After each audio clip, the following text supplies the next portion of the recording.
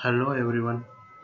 Economics के प्रति समर्पित इस यूट्यूब चैनल में आप सभी का दोबारा से स्वागत है और हम डेफिनेशन ऑफ इकोनॉमिक्स या अर्थशास्त्र की परिभाषा के बारे में अध्ययन कर रहे थे।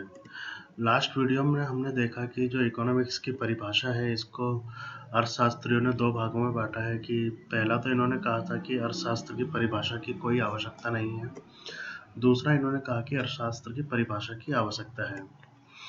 जिन्होंने यह कहा कि इकोनॉमिक्स की डेफिनेशन की आवश्यकता नहीं है, उन्होंने तर्क दिया था कि जो इकोनॉमिक्स का डेवलपमेंट है वो कंटिन्यूस हो रहा है और इसको किसी भी एक परिभाषा में देकर एक बाउंडेशन कर देना या सीमा में बांध देना एक अनुचित होगा।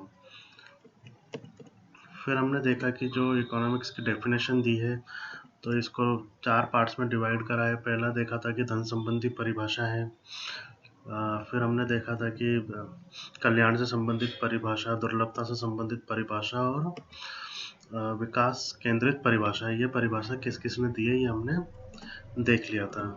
उसके बाद हमने देखा था कि धन संबंधी परिभाषा और क्या अर्थशास्त्र धन का अध्ययन है, इसके बारे में सबसे पहले हमने इसकी विशेषताएं देखी थी। विशेषताओं में हमने देखा था कि economics is a study of wealth only. Second हमने देखा कि नेचर और मीनिंग ऑफ वेल्थ। थर्ड में हमने देखा कॉजेज ऑफ वेल्थ। फोर्थ में हमने देखा इकोनॉमिक मैन। ये इसकी 4 विशेषताएं थी जिनके बारे में हम डिटेल में अध्ययन कर चुके थे। इसके बाद हमने देखा कि जो इसके मेरिट्स हैं वो क्या क्या हैं, कि इस डेफिनेशन के आने से पहले इकोनॉमिक्स को केवल एक स्टेट के रूप में अध्ययन किया जाता था। जब ये डेफिनेशन आई तो उसके बाद में स्टेट और जो भी व्यक्ति है उनका साथ साथ अध्ययन किया जाने लगा और एक इकोनॉमिक्स का एक अलग से विकास हुआ। फिर हमने इसकी आलोचनाएं देखी थी कि जो प्रोफेसर रॉबिन्स और अदर्स हैं उन्होंने इसकी क्या क्या आलोचनाएं की। सबसे पहले इसमें कहा गया कि इसमें धन को बहुत अधिक महत्व दिया गया। उसके बाद उन्होंने कहा कि जो धन का अर्थ लिया गया है वो संकुचित लिया गया है, केवल भौतिक धन की बात की गई है। फिर जो अर्थ मानव की धारणा है उसको लेके इसकी आलोचना की गई। इसमें कल्याण की उपेक्षा की गई थी। दुर्लभता तथा चुनाव की समस्या, धन के साधनों की उपेक्षा की गई थी कि जो धन किस तरीके से कमाया जाए, नैतिक तरीके से कमाया जाए, अनैतिक तरीके से कमाया जाए, उसको इसमें डिफाइन नहीं किया गया था। इसमें बस केवल यह कहा गया था कि आप धन को प्राप्त कीजिए। फिर और आए, उन्होंने कहा कि जो इसकी विषय सामग्री है बहुत सीमित है, केवल धन के बारे में ही बात करता है। आज के इस वीडियो में हम देखेंगे भौतिक कल्याण संबंधी परिभाषा। जैसा कि हमें पता ही है कि कल्याण संबंधी परिभाषा जो है वो मार्शल, पिगू इन्होंने मिलके दी थी और जो इसकी विशेषताएं हैं वो कुछ इस तरीके से हैं कि वहाँ हमने देखा था जो धन संबंधी परिभाषा है उसमें धन को प्रथम स्थान दिया गया जबकि मनुष्य को सेकंड प्रेफरेंस दी गई थी। जो कल्याण संबंधी परिभाषा है इसमें मनुष्य को अध्ययन को महत्व दिया गया है और ये कहा गया है कि धन तो केवल मनुष्य की आवश्यकताओं को पूरा करने का एक साधन मात्र है और मनुष्य के महत्व को इसमें ज़्यादा दिया गया है। दूसरा, हमने धन संबंधी परिभाषा में देखा था कि वहाँ उन्होंने एक अर्थ मानव की धारणा दी थी जो केवल स्वयं के लिए कार्य करता है।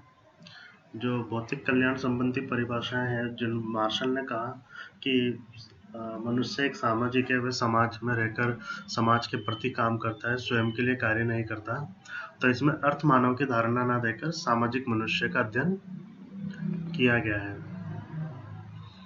तीसरा, इसमें जो इसकी विशेषता है जीवन का साधारण व्यवसाय।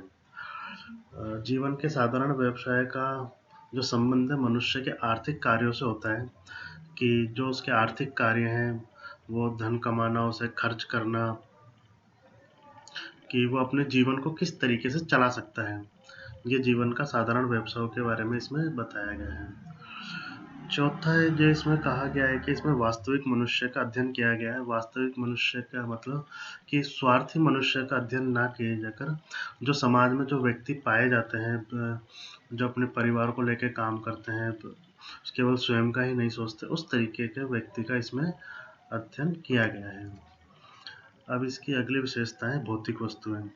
जैसा धन संबंधी परिभाषा में कहा गया है कि धन को केवल भौतिक वस्तुएं माना है, इसमें भी केवल भौतिक वस्तुओं का ही अध्ययन किया गया है। अभौतिक वस्तुएं जैसे किसी प्रकार की सेवाओं का अध्ययन इसमें नहीं किया गया है, केवल उन्हीं चीज़ों का अध्ययन किया गया है जिनको हम देख सकते हैं, छू सकते हैं। महसूस की जाने वाली वस्तुओं का इसमें अध्ययन नहीं किया गया है। अब हम देखते हैं कि कल्याण, इसमें मनुष्य के कल्याण से जिससे मतलब मनुष्य का कल्याण किस तरीके से बढ़ाया जा सकता है, उस चीज़ का इसमें अध्ययन किया गया है। फिर इसमें कहा गया है कि जो हमारा इकोनॉमिक्स है वो साइंस भी है और आर्ट्स भी है, कि ये साइंस और आर्ट्स दोनों है, दोनों का मिला-जुला रूप है। फिर इसमें कहा गया है कि ये जो इकोनॉमिक्स है ये श्रेणी विभाजक है। अब श्रेणी का मतलब सीरीज है कि इसको बहुत सारे पार्ट्स में हमने डिवाइड कर रखा है, जैसे कि आर्थिक कल्याण में कर रखा है, सामाजिक कल्याण में कर रखा है, भौतिक वस्तुएं, अभौतिक वस्तुएं, और बहुत सारे इसमें पार्ट्स कर रखे हैं, इसलिए इसको श्रेणी विभाजक के रूप में इसमें कहा गया है। और जो इसमें सबसे इम्पोर्टेंट है, ये माना गया है कि मुद्रा भौतिक कल्याण का मापक है, कि जो मनी है या फिर जो पैसा है वो केवल सामाजिक कल्याण का वह भाग है, मतलब मुद्रा के द्वारा केवल हम सामाजिक कल्याण को माप सकते हैं। इसको बहुत ज़्यादा इम्पोर्टेंस नहीं दी गई है मनी को, केवल ये कहा गया है कि आप जो आपका सामाजिक कल्याण है इसको आप मुद्रा के रूप में प्रत्यक्ष रूप से या अप्रत्यक्ष रूप से डायरेक्टली और इनडायरेक्टली मेजर कर सकते हैं। ये कुछ इसकी विशेषताएं हैं, 7-8 विशेषताएं आप याद कर लीजिएगा। यहाँ केवल मैंने बुलेट्स पॉइंट्स लिखे हैं, तो आप देख लीजिएगा कि मनुष्य के अध्ययन का महत्व है, सामाजिक मनुष्य का इसमें अध्ययन किया गया है, कि जीवन का साधारण व्यवसाय है, वास्तविक मनुष्य का अध्ययन है, भौतिक वस्तुएं हैं, कल्याण है, अर्थशास्त्र, विज्ञान और कला दोनों है, और श्रेणियों में बहुत सारी सीरीज में डिवाइड्स किया हुआ है। मुद्रा भौतिक कल्याण का केवल मापक है। फिर हम इसके देखते हैं मेरिट्स क्या है इस परिभाषा के आने से पहले इकोनॉमिक्स को धन में बांट दिया, केवल जो मनी से रिलेटेड इसमें अध्ययन किया गया। लेकिन जब ये परिभाषा आई तो इन्होंने कहा कि केवल इकोनॉमिक्स में धन का अध्ययन ही नहीं किया जाता, जो हमारे मनुष्य हैं, व्यक्ति हैं, उनके कल्याण का भी अध्ययन किया जाता है। और इस परिभाषा के आने के बाद में अर्थशास्त्र को एक श्रेष्ठ सामाजिक विज्ञान माना गया, और यह भी कहा गया कि जो इकोनॉमिक्स है वो सामाजिक कल्याण का इंजन ऑफ सोशल बेटरमेंट है। इसके बाद में कुछ लोगों ने इसकी आलोचनाएं की।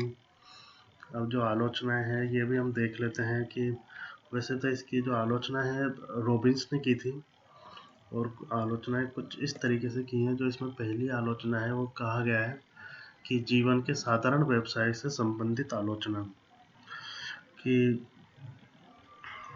जीवन के साधारण व्यवसाय को जो इन्होंने डेफिनेशन में जो अर्थ दिया गया है वो मार्शल ने कहा है कि यह अर्थ बहुत ही अस्पष्ट है, ढंग से स्पष्ट नहीं किया कर रहा है कि जो हमारे कार्य हैं वो किस तरीके के होने चाहिए।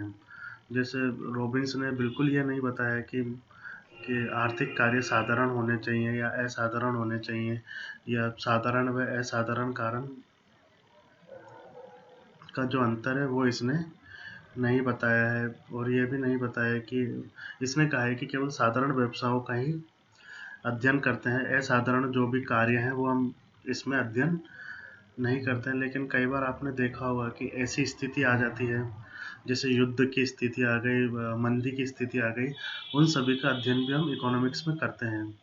तो जो मार्शल ने कहा था कि केवल हम साधारण व्यवसाय का ही अध्ययन करेंगे, असाधारण व्यवसाय का अध्ययन नहीं करेंगे, तो रॉबिन्स ने कहा था कि इकोनॉमिक्स में साधारण तथा असाधारण दोनों प्रकार के कार्यों का अध्ययन किया जाना चाहिए।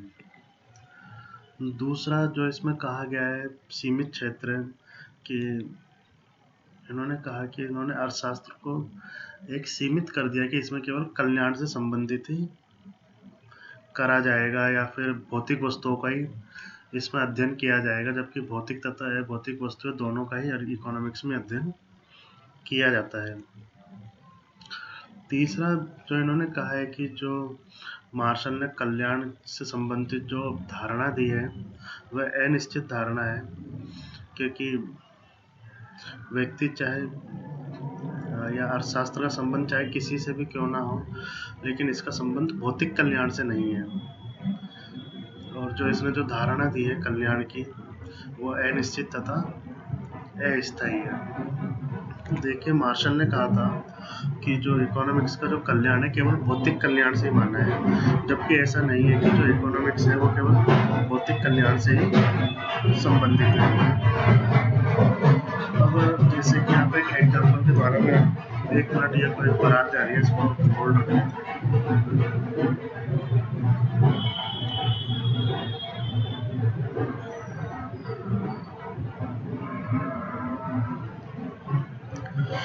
हम देख रहे थे कल्याण की अनिश्चित धारणा।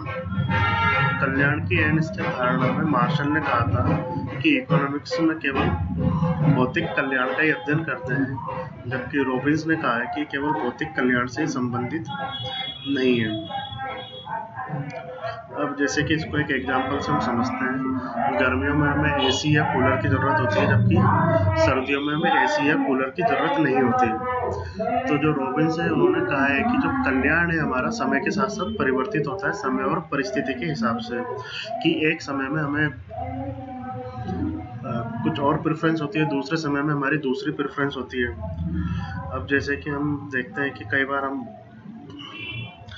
शराब का हथियारों के उत्पादन से कल्याण में वृद्धि कभी नहीं होती, मतलब जो भी कल्याण कोई व्यक्ति शराब का उत्पादन कर रहा है, बम बना रहा है, इससे कभी भी इकोनॉमिक वेलफेयर नहीं होता, लेकिन इस चीज़ का भी हम इसमें अध्ययन करते हैं। फिर इसकी की गई है अर्थशास्त्र मानव विज्ञान है। मार्शल ने कहा था कि इकोनॉमिक्स साइंस व आर्ट्स दोनों है। साइंस भी दो तरीके का होता है, एक तो बिहेवियरल इकोनॉमिक्स होता है और एक दूसरा ह्यूमन साइंस होता है। तो इसमें कहा गया है कि अर्थशास्त्र व्यवहारिक विज्ञान ना होकर केवल मानव विज्ञान है, जबकि मार्शल ने कहा था कि इकोनॉमिक्स व्यवहारिक विज्ञान, बिहेवियरल इकोनॉमिक्स और ह्यूमन साइंस दोनों है, जबकि रॉबिन्सन्स का कहना है कि इकोनॉमिक्स केवल मानव विज्ञान है, इसमें केवल मानव से संबंधित ही अध्ययन किया जाता है। फिर इसमें कहा गया कि अर्थशास्त्र केवल वास्तविक विज्ञान है।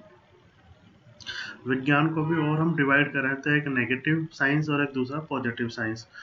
तो इसमें कहा गया है कि इकोनॉमिक्स में केवल वास्तविक विज्ञान का ही अध्ययन किया जाता है, या आदर्शात ओके, बस इसमें इतना ही ठीक है कि वास्तविक विज्ञान का अध्ययन किया जाता है।